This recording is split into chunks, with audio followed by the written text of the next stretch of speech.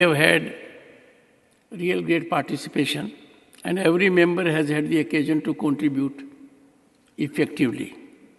We must now have someone who can contribute to it in a poetic manner.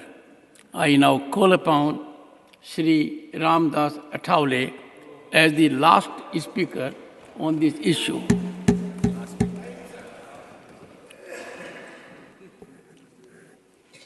सभापति महोदय, बहुत important विषय पर अपनी चर्चा हो रही है और सभी पार्टी के जो मेंबर ऑफ पार्लियामेंट है ये साइंटिस्ट की स्तुति कर रहे हैं। अभी मैं 4 दिन लंदन में था तो वहाँ मुझे बहुत सारे लोग मिले और उन्होंने मेरा अभिनंदन किया कि भारत के साइंटिस्ट ने बहुत बड़ा काम किया है। और हम जानते हैं हमारे जयराम रमेश जी हमारे पुराने मित्र भी है, बहुत क्लेवर आदमी भी है, कांग्रेस को बढ़ाने में उनका बहुत बड़ा योगदान भी है। लेकिन मैं इतना ही बताना चाहता हूं कि कांग्रेस के बड़े नेता है रमेश जयराम, कांग्रेस के बड़े नेता है रमेश जयराम, लेकिन सभी का आपने नाम लिया, लेकिन आपने नहीं लिया नरेंद्र मोदी जी का नाम। आज के बहुत ही सुंदर है शाम, आज के बहुत ही सुंदर है शाम, अब तो नरेंद्र मोदी जी को याद करो रमेश जयराम। हम जानते हैं कि इसमें पूरा साइंटिस्ट का हिस्सा है। आदरणीय जवाहरलाल नेहरू जी ने इसरो की स्थापना की है, ये पूरा इतिहास है। साइंटिस्ट ने बहुत बड़ी कोशिश की, लेकिन चंद्र पर चांद पर जाने की सफलता अपने को नहीं मिली थी। लेकिन आदरणीय नरेंद्र मोदी जी के नेतृत्व में जब अपना देश काम कर रहा है, तब जो चंद्रयान 2 था, तब हम सब लोग तो देख रहे थे, एकदम चांद पर उतरते उतरते थोड़ी सी गलती से वो चंद्रयान वहां नहीं पहुंचा। लेकिन 1 साल बाद ही हमारे साइंटिस्ट ने बहुत बड़ी कोशिश की और उन्होंने पूरी प्रतिज्ञा की थी, इस वक्त भारत का चंद्रयान जरूर चांद पर पहुंचेगा। और जब चंद्रयान 2 में हम सफल नहीं हुए थे तो माननीय नरेंद्र मोदी जी ने बेंगलोर में जाकर उनका अभिनंदन किया था। आपने डरो मत, मैं आपके साथ हूं और चंद्रयान 3 की तैयारी करो। और चंद्रयान 3 अपना सफल हुआ है। जो भारत अभी पूरे दुनिया भर में भारत का नाम है, पहले भी नाम था लेकिन अभी और ज़्यादा बढ़ गया है। और इसीलिए मुझे लगता है कि इसमें राजनीति करने की बिल्कुल आवश्यकता नहीं है। सभापति महोदय, जो होता है उसमें सभी लोगों ने सहयोग करना चाहिए।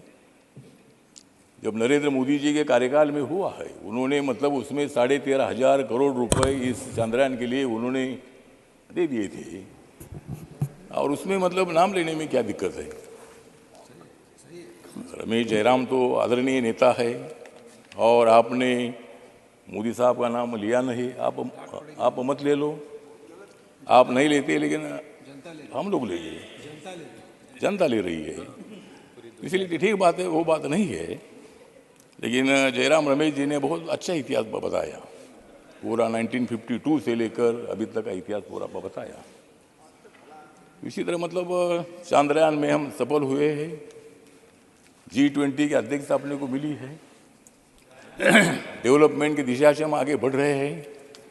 सभापति महोदय हमसे नहीं बोलते कि भाई हमने पूरा क्या किया है, आप लोगों ने भी किया है, लेकिन जो आपने किया नहीं वो करने के लिए हम लोग आए हैं। आप अगर करते थे तो हम नहीं आते थे, जनता हमको आने नहीं देती थी। तो इसीलिए मतलब ठीक बात है, सत्ता जनता जो तय करती है उनको सत्ता मिलती है। भारतीय जनता पार्टी के 1982 में दो MP थे, अटल जी के टाइम पर 182 लोग चुनकर आए, नरेंद्र मोदी साहब के टाइम पर 2014 में 282 लोग चुनकर आए। 2019 में 303 लोग चुनकर आए और अभी 2024 में कितनी आएगी पूछो रमेश जी। ठीक है, मतलब तो जो है वो तो 2024 में आप भी तैयारी करो, आप जितने लोगों को इकट्ठा करना है उतना करो, तुम नेताओं को इकट्ठा करो, हम जनता को इकट्ठा कर रहे हैं। Thank you, thank you, thank you honourable minister, thank you. नहीं ठीक है ना, उनको भी अधिकार है, उनको सत्ता में आने का अधिकार है। आप 60 साल तक सत्ता में रहे, मैं भी आपके साथ रहा हूँ, तो इसीलिए मुझे लगता है कि लोकतंत्र में जिनको जनता उनके साथ जाती है उनको सत्ता मिलती है। आपने कई नेताओं को आपने एक साथ लाया है, हमको ज़्यादा नेताओं को साथ में लाने की जरूरी नहीं है, क्योंकि और भी ज़्यादा पार्टियों को ले लेंगे तो टिकट देना मुश्किल हो जाएगा। Thank you, thank you. नहीं ठीक है ना, मतलब ज़्यादा हमको पार्टियों की जरूरी नहीं है, हमारी ताकत है। बीजेपी के साथ मेरी आरपीआई बाबा साहब अम्बेडकर जी की पार्टी है, गांव-गांव में मेरी पार्टी की शाखाएं है। मेरे पार्टी की कितनी एमपी है मत पूछो, लेकिन मेरे पार्टी का एक भी एमपी नहीं है। मैं लोकसभा में चुनकर आता था, मैंने 2014 में जब मैं मोदी साहब के साथ आया तब अगर मैं आग्रह करता था कि मुझे लोकसभा में लड़ना है, मैं 3 बार लोकसभा में चुनकर आया था, चौथी बार मैं शिरडी से हारा था, तो मैंने सोचा कि और 5 साल के बाद क्षेत्र बदलना ठीक नहीं है, इसीलिए मैंने बीजेपी के पास मैंने राज्यसभा मांगी और बीजेपी ने मुझे राज्यसभा दी। नहीं तो मैं लोकसभा में आता था, लेकिन मैं राज्यसभा में आने के बावजूद भी माननीय नरेंद्र मोदी जी ने मुझे उनके मंत्रिमंडल में ले लिया है। Thank you.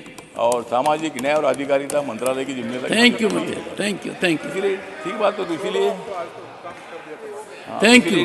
ठीक बात है, तो इसीलिए हम सब लोग जो है हमारी 2024 की तैयारी चल रही है और हम thank you, thank you, thank you honourable minister, honourable members, honourable members, we now come to end of a very fruitful and constructive discussion on the